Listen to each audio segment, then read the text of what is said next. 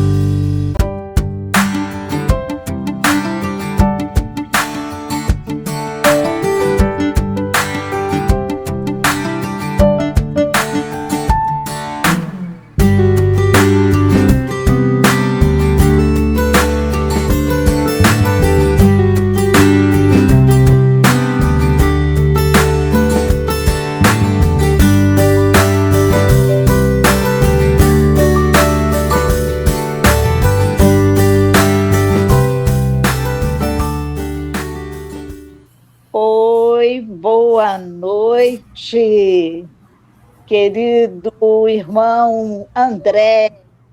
Para nós é uma alegria muito grande você aqui com a gente, com o Zio da Gama. É um prazer sempre renovado. Seja muito bem-vindo, querido irmão. Dona Maria, boa noite. Que bom estarmos aqui.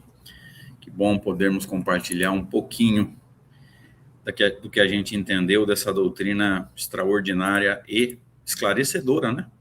Muito feliz e agradeço o convite. Ok, nós também agradecemos. Então, meu querido, nós vamos saudar nossos companheiros que estão nos ouvindo também, nos assistindo, acompanhando sempre essa doutrina maravilhosa. E vamos, então, apresentar nosso irmão, que já é conhecido por todos nós, que é sempre um prazer tê-lo conosco. Ele é de Severina, né? Em São Paulo. Então, é um palestrante, é um estudioso que a gente acompanha com muito carinho e muito gratos pelo trabalho que ele faz. E hoje ele vai falar mais para que a gente possa cada vez mais ser esclarecidos sobre essa doutrina. E, meus irmãos, então, vamos todos unidos em pensamento para a nossa prece inicial. Senhor Jesus, Deus nosso Pai, de amor e bondade, nós te agradecemos por esses momentos que aqui vamos passar, aprendendo e refletindo sobre os ensinamentos da doutrina espírita. Pedimos, Senhor, a esses bons espíritos que sempre nos acompanham, nossa mentora Zilda Gama, que possa inspirar nosso irmão André para o seu trabalho, que ele preparou com tanto carinho. Pedimos, Senhor, que estejamos também de coração e mente abertos para saber aplicar esses conhecimentos, pois são eles que nos elevam e que nos fazem seguir mais um passo para a nossa perfeição espiritual. Assim sendo, Senhor, pedimos mais uma vez que abençoe a todos nós. Que assim seja, graças a Deus. Então, querido irmão, a palavra é sua. Obrigado. Então, boa noite aos amigos que estão no chat. Deus nos abençoe, nos proporcione uma noite agradável e proveitosa de reflexões, de aprendizado, sobretudo para o expositor da noite. Quero agradecer o convite que nos foi feito para retornarmos virtualmente a estar entre os amigos do Centro Espírita Zil da Gama e deixar claro, né, a nossa alegria por estarmos compartilhando um pouquinho dessa doutrina extraordinária, esclarecedora e, acima de tudo, consoladora. Nosso coração se apazigua cada vez que nós mergulhamos no estudo desses textos de Allan Kardec, esses textos que tanto bem nos têm feito. Então, Deus permita que, através dos bons espíritos, a noite seja muito agradável e muito proveitosa para todos nós. Repito, sobretudo, para o expositor da noite de hoje.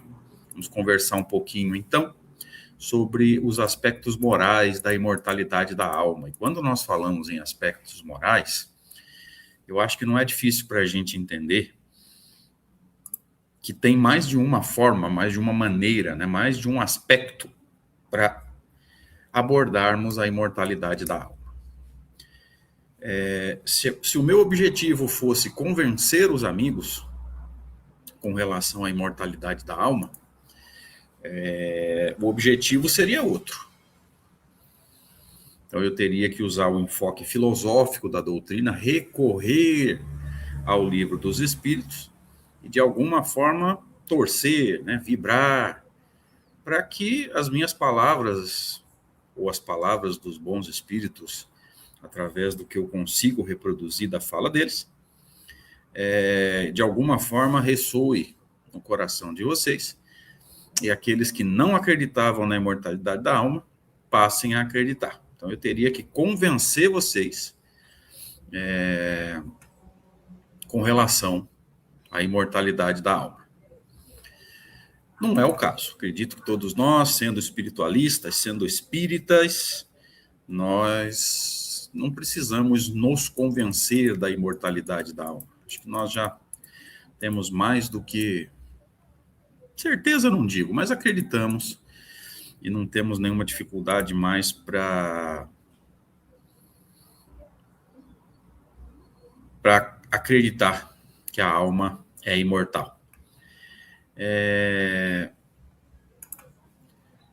Se o meu objetivo fosse falar da imortalidade da alma à luz da ciência, né, eu recorreria ao Livro dos Médiuns e nós conversaríamos sobre as consequências, ou uma das consequências da imortalidade da alma, que é a comunicabilidade, a comunicação entre os dois planos.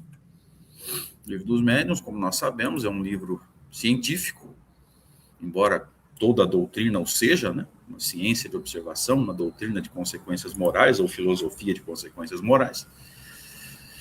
Mas o Livro dos Médiuns traz esse enfoque científico, né, para Kardec nos ajudar a entender de que forma eu posso estudar confiando numa comunicação com os espíritos, né? Como é que eu posso saber se uma comunicação com os espíritos, e aí eu peço desculpas aí pelo barulho de fundo, o trânsito aqui na cidade é bem complexo, vocês nos perdoem, por favor. Ainda temos problema com gente que para perto da janela aqui e fica fazendo gracinha, como vocês estão ouvindo, mas não tem outro jeito.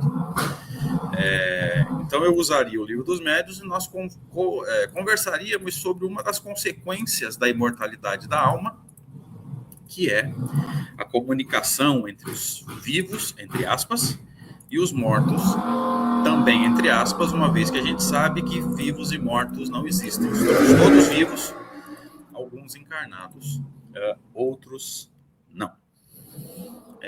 Então, esse seria o nosso enfoque, se quiséssemos analisar a imortalidade da alma do ponto de vista científico. Também não é o nosso caso. Poderíamos também analisar a imortalidade da alma do ponto de vista da justiça. E aí nós recorreríamos àquele livro que tem como subtítulo A Justiça Divina segundo o Espiritismo, e, portanto, é o livro primeiro, é o livro primordial, onde nós estudaríamos a imortalidade da alma, né? Entenderíamos a imortalidade da alma pelo ponto de vista da justiça, e você conhece esse livro como O Céu e o Inferno.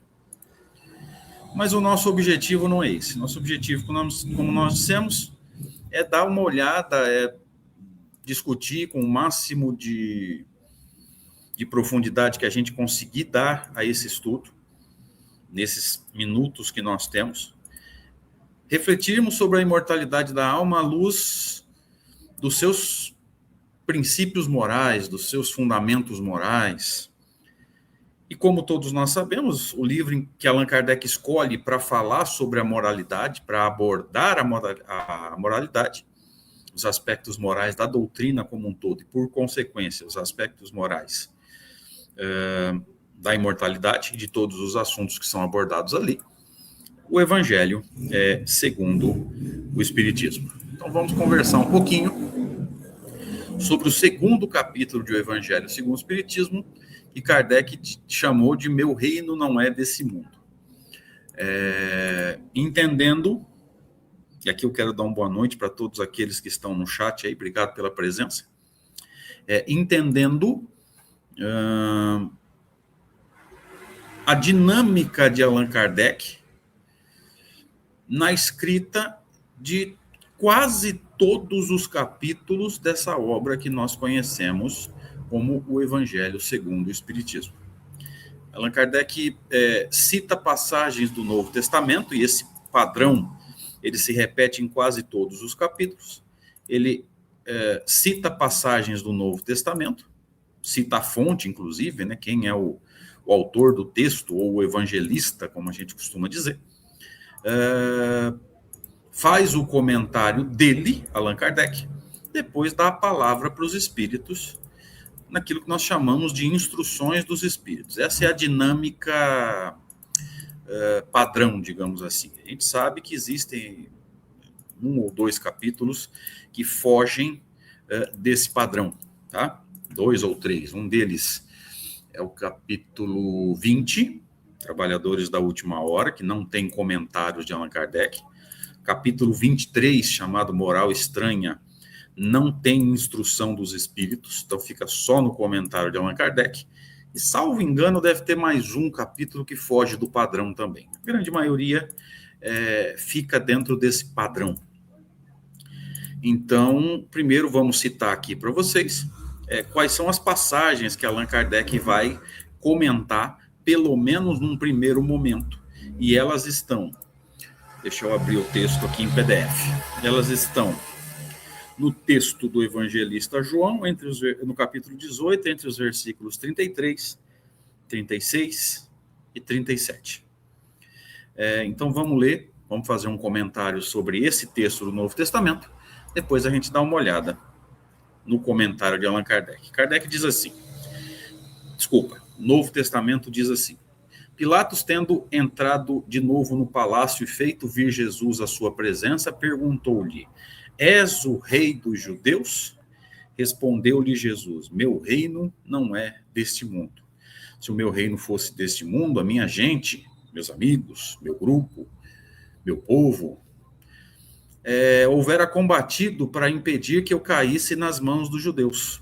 Mas o meu reino ainda não é daqui. Disse-lhe Jesus. Disse-lhe então Pilatos: És, pois, rei? E Jesus lhe responde: Tu dizes, eu sou rei. Não nasci e não vim a esse mundo senão para dar testemunho da verdade. Aquele que pertence à verdade escuta a minha voz. Então, João, como eu já havia dito, capítulo 18, versículos 33, 36 e 37. A análise de Allan Kardec, nós sabemos, ela vai girar ao redor desse trecho. O meu reino não é deste mundo. Então, quando Jesus diz, o meu reino não é deste mundo, ele está deixando claro que ele tem um reino. Tá? É a primeira dedução lógica. Ele tem um reino? Tem. Não obstante, nós saibamos, e não é difícil para nenhum de nós entender isso, que Jesus nunca exerceu poder temporal. Jesus nunca foi eleito, nem por aclamação, nem por maioria de votos, muito menos por unanimidade, uma vez que você sabe, eu também sei que Jesus, mesmo hoje, né, 2000 anos depois da sua passagem por aqui, mais ou menos 2000 anos, né, ele ainda não é unanimidade, o planeta não é cristão. Algumas estatísticas dizem que 2/3 da humanidade não são cristãos. Nós sabemos que nós temos muitas religiões, filosofias que não são cristãs. E está tudo certo, nós não temos que convencer ninguém com relação ao cristianismo. Nós temos que praticar aquilo que Jesus nos ensina para que as pessoas se sintam tocadas pelos valores cristãos e os pratiquem, mesmo que ele não mude de rótulo, né? Mesmo que ele não escreva lá numa faixinha na testa, né? Sou cristão, sigo Jesus, mas praticando, né, os valores cristãos, a pessoa se altera. Na verdade, praticando os valores ensinados por Jesus, a conduta do ser humano se altera. Então, a gente sabe que Jesus não é unanimidade até hoje. Tá? Oi, Vera, boa noite, bem-vinda. Vera Sambati, minha querida amiga, aqui perto, inclusive, né? Ela é de Novo Horizonte, se eu não estiver confundindo aqui. Edenilson, meu querido amigo também, do Paraná. Bem-vindos, boa noite. Não chegou para o passe não, Edenilson. Começou faz pouco tempo. Então, Jesus não foi eleito, né? Jesus não foi eleito nem por maioria de votos, nem por aclamação. Jesus nunca exerceu poder temporal, poder financeiro, né? Jesus nunca teve essa autoridade institucional, digamos assim, né? Então, por que será que ele é chamado de rei? E aí a gente vai entender no segundo texto desse capítulo, que Kardec falou da realeza de Jesus, é um texto muito interessante, em que Allan Kardec vai nos ajudar a entender por que Jesus tem o direito de dizer eu sou rei. Por que Jesus tem o direito de dizer que ele tem um reino, né? Que embora muitos personagens ilustres que passaram por esse planeta passaram por essa mesma situação, né, de não ter exercido o poder temporal, nunca foram eleitos para governar. Eu costumo dizer, inclusive, que se nós fizéssemos hoje uma eleição na internet, eu não sei dizer se Jesus seria eleito como sendo a maior figura da história da humanidade, porque lembrem-se do que eu falei, né? Segundo algumas estatísticas, 2/3 da população encarnada desse planeta nem cristãos são. Então, talvez a gente, se fizéssemos uma eleição pela internet, não sei dizer se Jesus ganharia essa eleição, gente, de coração. E como eu disse, isso não é um grande problema, né? Porque não adianta dizer-se cristão, dizer-se um seguidor de Jesus e continuar fazendo as coisas que a gente ainda não é cristão. Enquanto tem gente que não é cristão, não é um seguidor de Jesus, às vezes declara-se ateu, mas mesmo assim pratica aquilo que Jesus deixou como exemplo, muito melhor do que nós, que nos dizemos cristãos. Mas tudo bem, isso não vem ao caso agora. Então a gente precisa parar para pensar, né? Jesus provavelmente não seria eleito hoje, né? E mesmo assim ele se diz rei. Vamos entender o porquê. Kardec nos ajuda a entender nesse subtítulo, repito, né? A realeza de Jesus, que muitos foram chamados de rei não pelo poder temporal, mas pela autoridade dada a eles pela qualidade da tarefa. Então, nós já tivemos muitas vezes citados aí na história o rei dos poetas, o rei dos escultores, o rei dos pintores.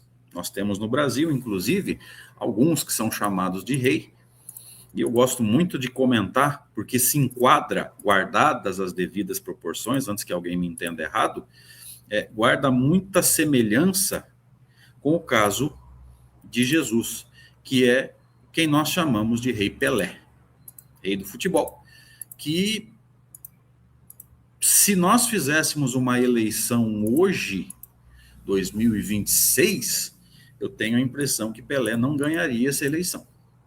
Porque muitos dos que... Oi, Marta, boa noite, bem-vinda. Muitos dos que têm facilidade para pegar um celular, para votar na internet,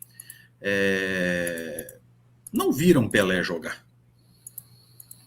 Diga-se de passagem,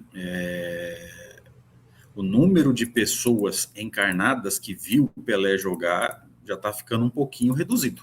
Eu mesmo, que nasci em 1977, eu não vi Pelé jogar, só vi pelos vídeos, né, pelas gravações, não vi o Pelé jogar ao vivo. Pelé parou de jogar?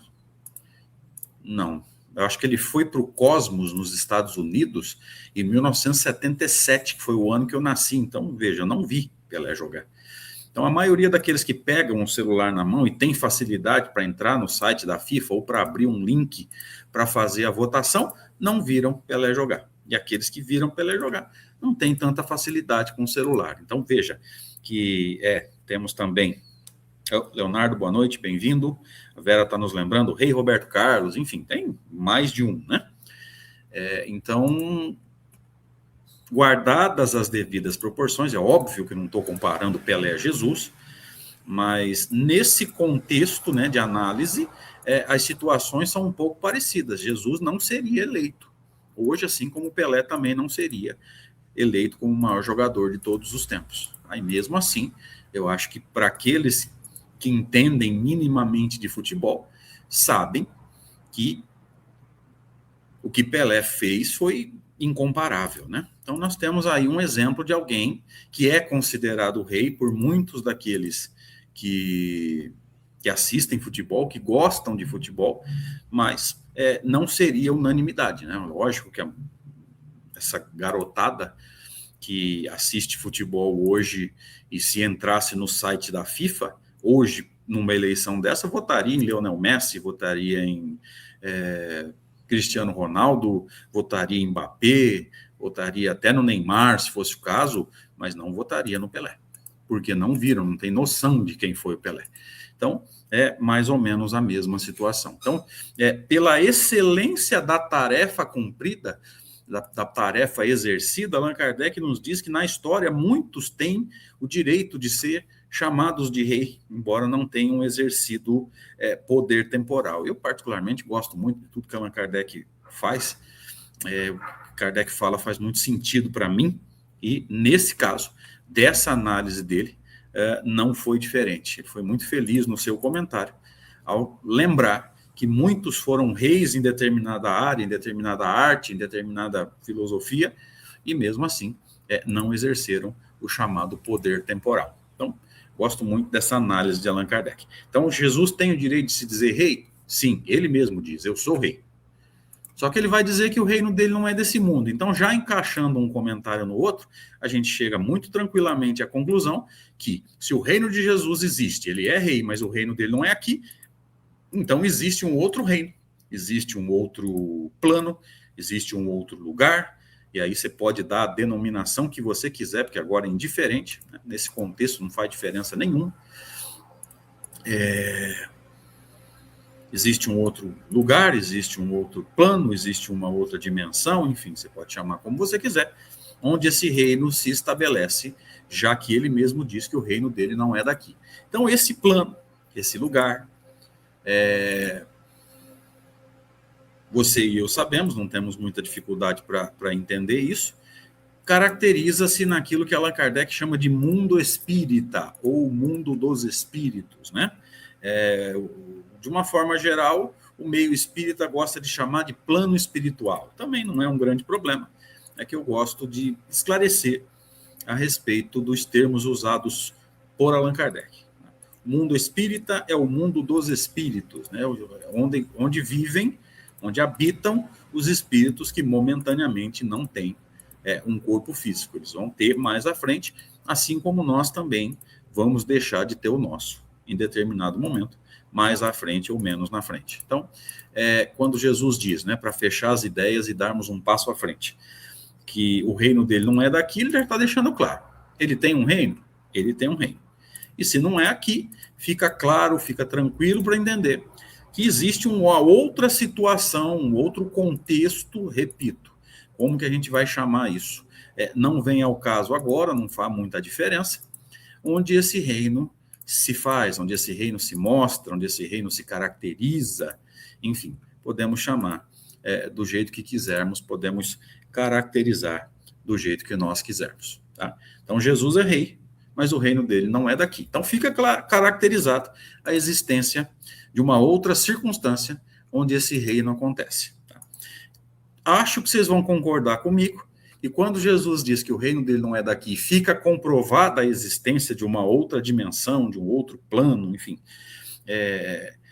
Jesus já está batendo de frente com o que nós chamamos de materialismo. Né? O materialismo acredita que em nós que estamos aqui, nesse mundo material, não existe a alma, não existe, desculpem, não existe espírito, só existe matéria. Então, se não existe matéria, se não existe espírito em nós, é evidente que o materialista não acredita na existência do mundo espiritual. Então, quando Jesus diz que o reino dele não é daqui, ele já está deixando caracterizado para a gente que existe um mundo, existe um reino, onde esse reino se faz. Então, ele já está desmentindo a tese materialista ao dizer que esse outro lugar existe, porque é lá que o reino dele se faz. Então, é uma análise que vale a pena a gente dedicar uns minutinhos a mais, porque esclarece muito a todos nós, porque o próprio Cristo fala que o reino dele não era daqui. Tá? Agora eu vou entrar no que realmente interessa. Ana Paula, boa noite, bem-vinda. Eu vou entrar no que realmente interessa, que é o terceiro subtítulo, que Kardec chamou de o ponto de vista. Se nós quisermos substituir a palavra ponto de vista por um outro termo um pouco mais moderno, nós podemos chamar de paradigma. Tá? Paradigma é um ponto de vista também. Tá? Só que limitado a determinada circunstância. Como o ponto de vista é, né? Nós vamos nos lembrar daqueles dizeres, na minha opinião, interessantes, que dizem assim, o ponto de vista nada mais é do que a vista de um ponto. Tá? Então, em determinadas circunstâncias, o ponto de vista nos limita a uma visão de um único ângulo, podemos dizer assim. E aqui ele vai nos ajudar a entender que nós podemos encarar a encarnação, a vida física e as dificuldades da vida física por dois pontos de vista ou dois paradigmas. São eles o paradigma materialista e o paradigma da imortalidade. E que a maneira de encarar a vida, né, por um ou por outro ponto de vista, por um ou por outro paradigma, faria muita diferença para todos nós. Vamos ver o que ele fala. Ó. Vou ler para vocês, tá?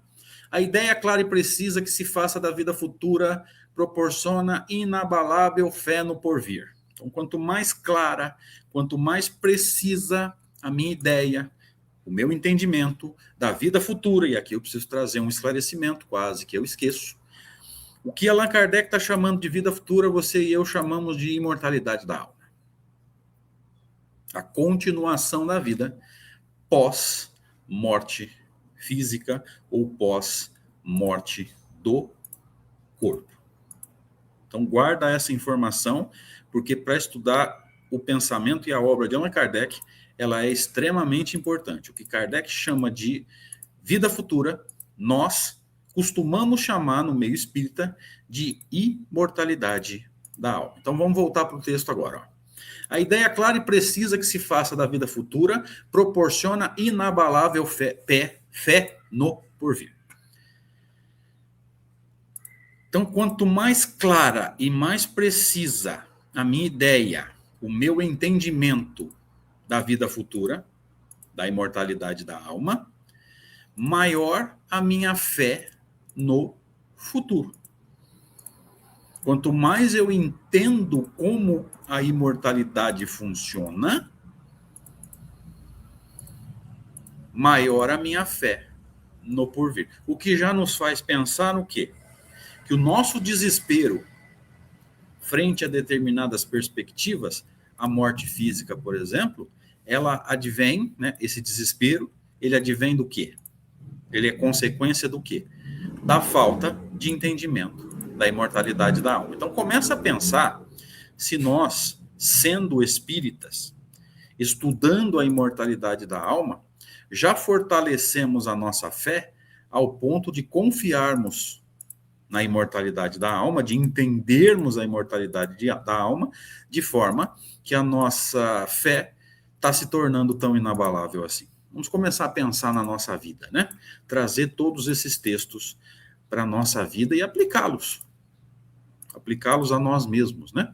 Que é o objetivo real, verdadeiro da doutrina espírita. Não é ficar entendendo, decorando esses textos para nada, e sim para colocá-los em prática, quando a vida nos convidar ao testemunho da fé, da honestidade, dos valores morais que nós aprendemos no dia a dia das atividades espíritas. Então, quanto mais clara e mais precisa a minha ideia da vida futura,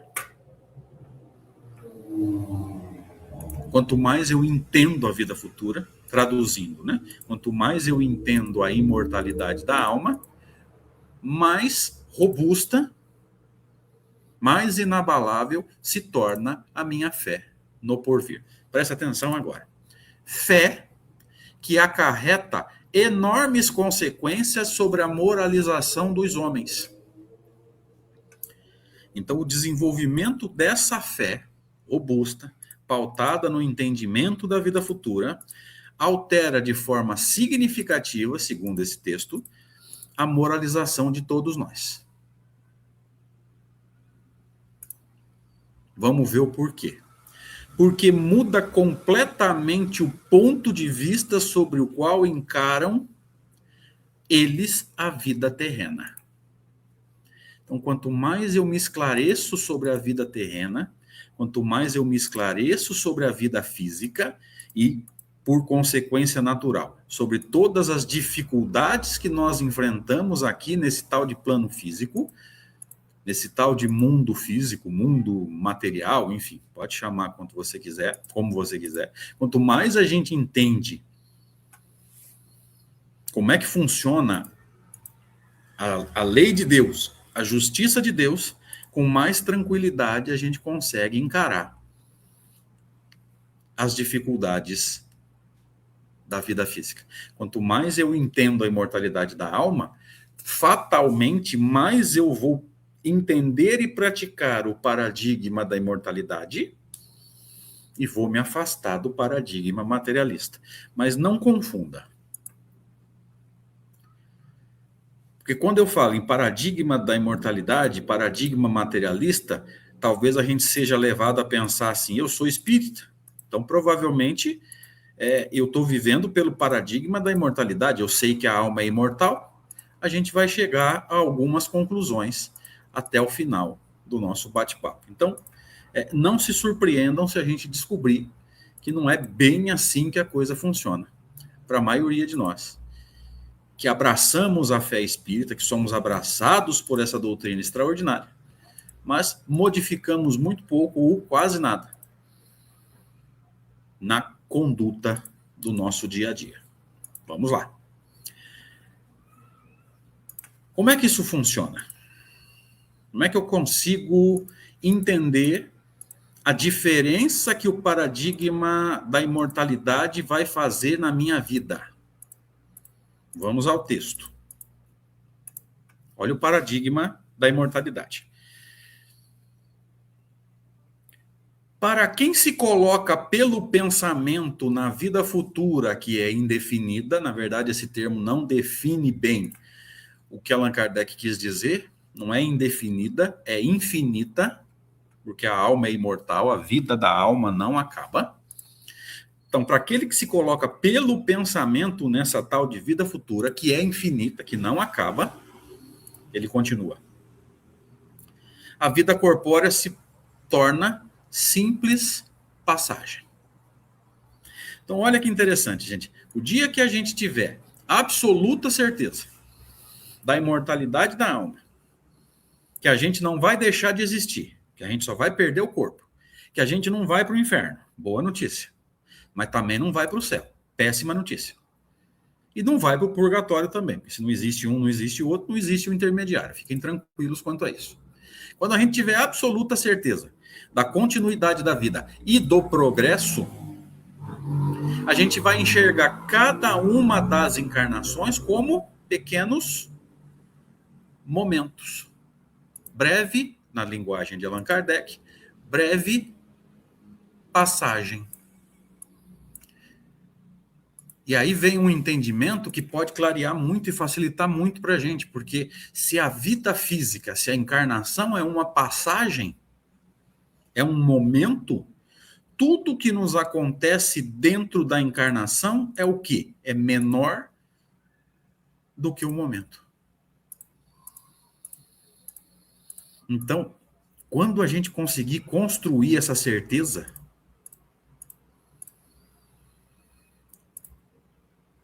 o nosso coração, ele se apazigua. Porque embora nós sejamos, como dissemos, espiritualistas, no nosso caso, espíritas,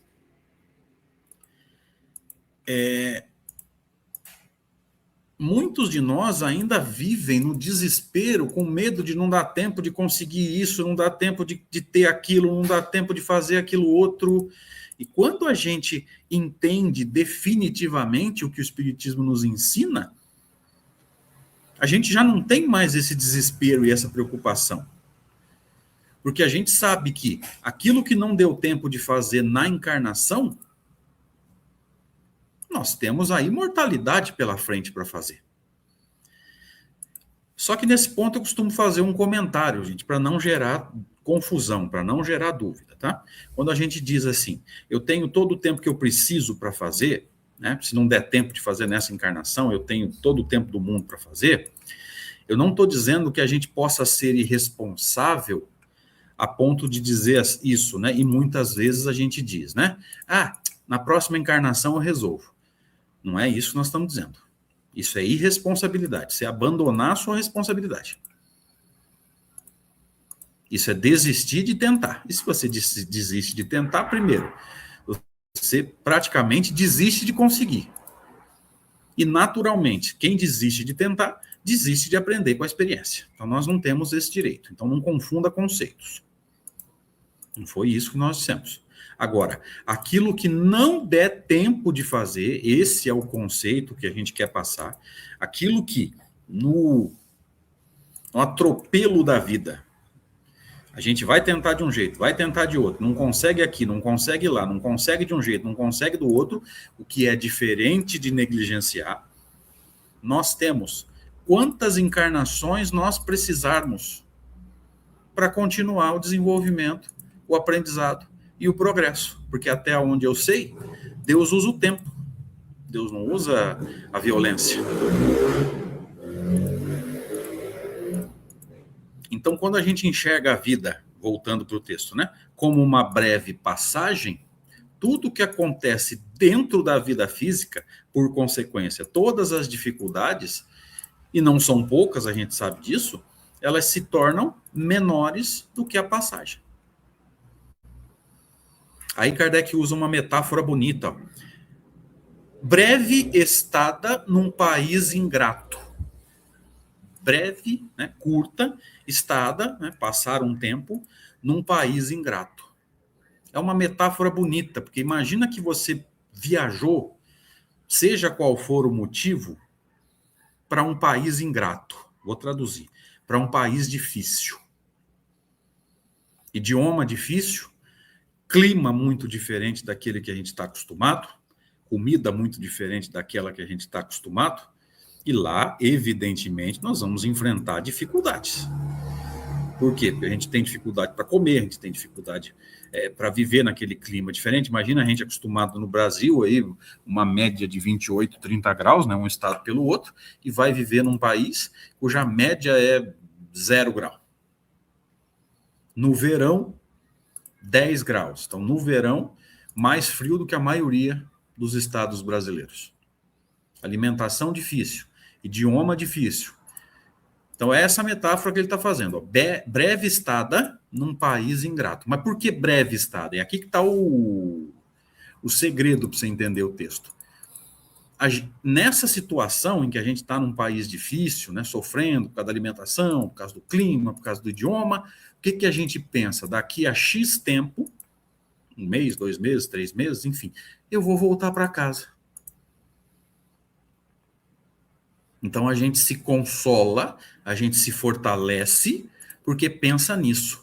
Mais cedo ou mais tarde, já, o mais rápido possível, eu volto para casa. E você sabe, eu também sei, que a nossa casa é o chamado mundo espírita, né? Repito, alguns vão chamar de plano espiritual, enfim, agora não vem ao caso. E se você tiver essa dúvida, dá uma olhada na questão 85, se eu não estiver enganado, do Livro dos Espíritos, porque Allan Kardec nos diz, pergunta aos espíritos, né? Qual dos dois mundos, o mundo físico ou o mundo espírita, o mundo material ou o mundo espírita, é o principal na ordem das coisas? E os espíritos responderam para ele que é o mundo espírita, o mundo espiritual, o plano espiritual, porque ele preexiste e sobrevive a tudo. Preexiste quer dizer o quê? Nós viemos de lá. Sobrevive quer dizer o quê? Nós vamos voltar para lá. E aconteça o que acontecer aqui no plano físico. Guerra, pode acontecer o que quiser. Nada afeta o mundo espírita. Repito, nada afeta o mundo espírita. Então, pode ter guerra nuclear, claro, a gente quer que isso aconteça, é óbvio. Mas ainda que tenha, o plano espírita, o mundo espírita, mundo espiritual, repito, pode chamar aí como você quiser, não é afetado em nada. Então, ele é o mundo normal primitivo. Essa é a linguagem que Allan Kardec usa. Humberto, boa noite. Tânia, boa noite. Esse é o termo que Kardec usa, né? O mundo normal primitivo. Essa é a volta para casa. Mas por que a encarnação é chamada de breve estada num país ingrato? Porque a encarnação é difícil. É aqui que a gente precisa entender bem o pensamento de Allan Kardec, gente. O espírito prefere estar desencarnado. Por quê? Porque ele não tem as limitações da matéria. Se nós estivéssemos desencarnados, nós não precisaríamos estar conversando pela internet. Ó, computador, câmera, mouse, microfone, conexão de internet, plataforma aqui do StreamYard, nada. Pela velocidade do pensamento, nós nos reuniríamos onde nós quiséssemos, qualquer lugar do planeta, em qualquer país, nós nos reuniríamos, faríamos esse bate-papo pelo pensamento, sem a necessidade de palavras. Veja, eu estou aqui tendo ideias, vamos dizer assim, e procurando as palavras mais adequadas para expressar as minhas ideias. Se estivéssemos desencarnados, não teria nada disso. Um pensa, o outro capta e já interpreta. É aqui no plano físico que nós temos essas limitações. Então, a metáfora é bonita por causa disso, né? Porque o plano físico, ele é difícil, ele nos limita. O corpo, ele se desgasta, ele fica doente, ele machuca, ele sente dor, ele sente desconforto. Se você come demais, come de menos, dorme mal à noite, tudo isso faz a gente levantar no outro dia, assim, se sentindo mal. Então, olha que interessante, né? São desequilíbrios da matéria que afetam o comportamento da alma. Se estivéssemos desencarnados, não estaríamos passando por nada disso. Dá um retorno para mim aí, gente, quem está no chat aí, por gentileza. Tá claro? Estou me fazendo compreender nas ideias? Dá um feedback para mim aí, por gentileza, quem estiver no chat, participa comigo aí, se tiver pergunta também, se eu souber responder, claro, gosto dessa interação, né? Saber se as pessoas estão compreendendo o que nós estamos dizendo. Peço desculpas aí pelo barulho do trânsito, né? Estou aqui no 6º andar, mas mesmo assim o barulho é alto, não tem como evitar, infelizmente. Dá um retorno para mim enquanto vocês puderem, tá claro as ideias? Estou me expressando corretamente? Na opinião de vocês, falei alguma bobagem? Querem fazer alguma pergunta? Enquanto vocês vão aí escrevendo o que vocês pensam, eu vou seguindo aqui para não perder muito tempo da nossa live. Perder não, dedicar muito tempo da nossa live a essa interação de vocês, mas havendo necessidade, eu volto para o chat para a gente conversar, tirar dúvidas, interagir, enfim, que eu particularmente gosto muito dessa interação, tá? Então veja que essa metáfora de Kardec, né, breve estada num país ingrato, é uma metáfora muito boa, né, para exemplificar e entendermos que a gente fica muito mais tempo no plano espiritual do que aqui. Que espírito, na verdade, ele gosta da encarnação enquanto ele está aqui, por causa do materialismo do nosso comportamento, mas espírito, na real mesmo, ele não gosta de estar encarnado, porque a matéria limita, né? A matéria prende a gente precisa de se deslocar, carregar peso, né, que é o peso do corpo físico, se for longe vai precisar de um veículo para nos levar, porque, né, difícil carregar muito peso por tanta distância, tanto tempo, né? Tudo isso nos limita bastante. Então vamos seguindo aqui, texto de Kardec. As vicissitudes e tribulações, né, dificuldades, sofrimentos da vida física, não passam de incidentes que ele suporta com paciência por sabê-las de curta duração, devendo seguir-lhes um estado mais ditoso, devendo seguir-lhes um estado mais feliz. Então veja que essa perspectiva, né, e aqui eu preciso trazer um comentário lá de trás que eu acabei esquecendo de fazer, porque ele falou assim no começo, né? Para aquele que se coloca pelo pensamento na vida espírita que é indefinida. Por que pelo pensamento, gente?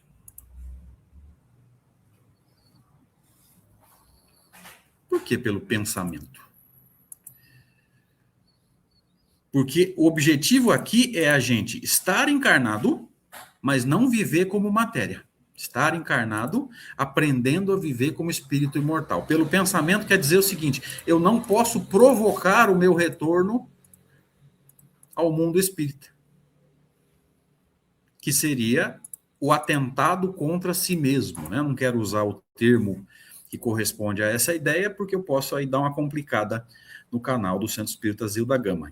Óbvio que eu não quero fazer isso, mas eu tenho que pensar como alma, agir como alma, embora esteja encarnado, mas não posso tirar minha vida física.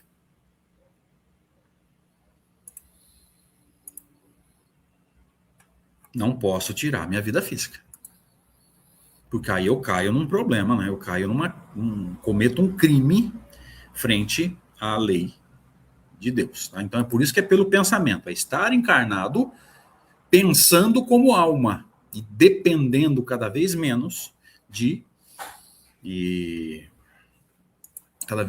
matéria, né? Cada vez menos do que está acontecendo aqui no plano físico, fazendo com que essas realidades do plano físico nos desequilibrem cada vez menos. Agora vamos para o paradigma materialista. Esse é o paradigma da imortalidade, ou seja, eu estou encarnado, mas me enxergo como uma alma imortal e a vida física é um momento. Então, eu sei que eu sou uma alma, não sou um corpo, que a vida normal, primitiva, grande Mingo, boa noite, bem-vindo, que a vida normal, o mundo normal primitivo é o mundo dos espíritos, a vida verdadeira da alma é a vida espírita, não é a vida material, que carregar corpo é momento, é um estado momentâneo para todos nós. Então, a gente começa a mudar o nosso comportamento pautado nessa ideia. Agora, vamos ver o paradigma materialista, ou seja, quem vive como matéria. E aqui a gente vai se encaixar. Mesmo sendo espiritualistas, espíritas, acreditando na imortalidade da alma, mas talvez essa crença não tenha alterado ainda o nosso comportamento. Kardec diz assim: pelo simples fato de duvidar da vida futura. O que é duvidar da vida futura, gente? É não ter certeza. É fazer da vida futura uma crença, mas ainda não uma certeza. O homem, espírito encarnado, dirige todos os seus pensamentos para a vida terrestre. Sem nenhuma certeza quanto ao porvir, dá tudo ao presente. Oi, Magda, boa noite, bem-vinda. Dá tudo ao presente. O que é o presente? A vida física. Então, por não ter certeza ainda com relação à imortalidade da alma, a gente vive para a conquista da matéria. A gente continua vivendo como almas que podem morrer a qualquer momento, desculpa, como matéria que pode morrer a qualquer momento, e morrendo a qualquer momento, talvez não dê tempo de conquistar isso, talvez não dê tempo de comprar aquilo, talvez não dê tempo de fazer tal coisa. E qual que é a importância disso, meu querido amigo, minha querida amiga? Você e eu somos espiritualistas, no nosso caso, espíritas, a gente sabe que a alma é imortal, mas mais alguém além de mim se identificou com essa ideia? Né? A gente é espírita, é espiritualista, mas em termos de descrição, a gente se identifica muito mais com o paradigma materialista do que com o paradigma da imortalidade. Coloca aí no chat para mim. Quem se identificou mais com o paradigma materialista do que com o paradigma da imortalidade, escreve aí no chat. Eu. E aí eu vou pedir aí pro Johanno não colocar na tela, porque senão nós vamos expor as pessoas aí e o pessoal vai ficar meio bravo. Aqueles que, assim como eu, se identificaram muito mais com o paradigma materialista, ou seja, eu sei que eu sou imortal, mas continuo vivendo aqui no desespero e na ansiedade de quem pode morrer e não dá tempo de fazer isso, de ter aquilo, de conquistar não sei o que ou não sei quem. E por que isso é importante, gente? Porque a gente chega à conclusão de que nós temos conhecimento de mortalidade, mas não temos consciência de mortalidade. Porque a consciência de mortalidade, ela é uma certeza que faz com que essa certeza altere o nosso comportamento. Então a gente não fica falando que é imortal, a gente vive como alguém imortal. Porque a certeza da imortalidade, ela muda o comportamento. Por enquanto não houve, pelo menos para mim, e alguns já colocaram eu aqui, e eu vou pedir de novo, não coloca na tela, pelo amor de Deus, para não expor as pessoas. Pelo menos para mim e para alguns aqui que se comunicaram, que se manifestaram aqui na tela, a imortalidade ela é uma crença. E como toda crença, talvez não altere o nosso comportamento. Então veja que possivelmente a imortalidade talvez ainda não tenha se tornado uma certeza. Então o nosso comportamento não mudou. A gente sabe que é imortal, mas não vive como alguém imortal. E é aí que está o grande problema. A gente vai aprender, a gente vai amadurecer enquanto espírito imortal, enquanto alma, usando um termo que o meio espírita gosta, a gente vai progredir quando a imortalidade for uma certeza. porque aí o comportamento muda. Aí a gente começa a pensar enquanto alma, né? Começa a pensar como espírito imortal. E aí a gente vai se desprendendo dessa necessidade de matéria em todos os... Ah, puseram na tela, Vera? Eu não vi. Não tem problema, é só uma brincadeira. E aí a gente vai se desprendendo de toda essa dependência que talvez nós tenhamos. Em alguns aspectos, eu particularmente tenho com relação à matéria. E aí a gente consegue dar um salto na escala espírita. Porque Kardec não nos diz, vamos nos lembrar aqui da escala espírita, né? Kardec não nos diz que o espírito de terceira ordem, a matéria sobrepuja o espírito. E no 107, a descrição da segunda ordem, o espírito sobrepuja a matéria? O que significa o espírito sobrepujar a matéria? O cidadão está encarnado, mas vive como alma. Então ele não vive para a matéria. O espírito ganha a briga com a matéria. No nosso caso ainda não dá. Então nós precisamos dessa construção da certeza da imortalidade da alma, para que a imortalidade se torne uma certeza, um valor, e não apenas uma crença. E com isso a gente passa a se comportar como almas, embora estejamos encarnados, né? Viver no mundo sem pertencer ao mundo. Beleza, gente? Johanna, meu querido amigo, obrigado pelo convite, obrigado pelo carinho. Queridos aí que se manifestaram, ou se comunicaram no chat, obrigado pelas participações. Dona Maria, obrigado pelo carinho. Valeu. Ô, meu querido André, nós só temos a agradecer por essa exposição maravilhosa, nos fazendo refletir. Realmente, você colocou o ponto aí certinho quando você diz, nós ainda estamos no ponto de vista mais material do que espiritual, não é? Mas isso é um alerta para que a gente modifique esse pensamento.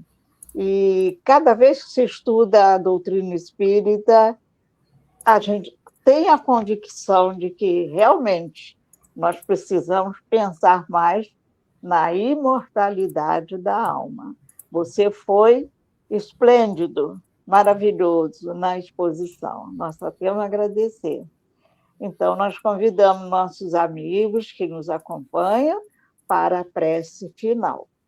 Senhor Jesus e Deus, nosso Pai de amor e bondade, nós te agradecemos, Senhor, por esses momentos de aprendizagem que só enriqueceram a nossa alma e nos dá a certeza de que o caminho a seguir é o caminho que Jesus traçou, que ele viveu esse caminho para que nós também seguíssemos. Agradecemos, Senhor, a inspiração com que nosso irmão conseguiu nos trazer o seu trabalho, nos fazendo refletir sobre a necessidade do nosso pensamento, das nossas ações estarem seguindo esse objetivo, pensamento na imortalidade da alma. Obrigado, Senhor. Que a sua bênção se estenda a todos nós, encarnados e desencarnados, e que possamos sempre viver de acordo com a sua lei. Assim seja, graças a Deus.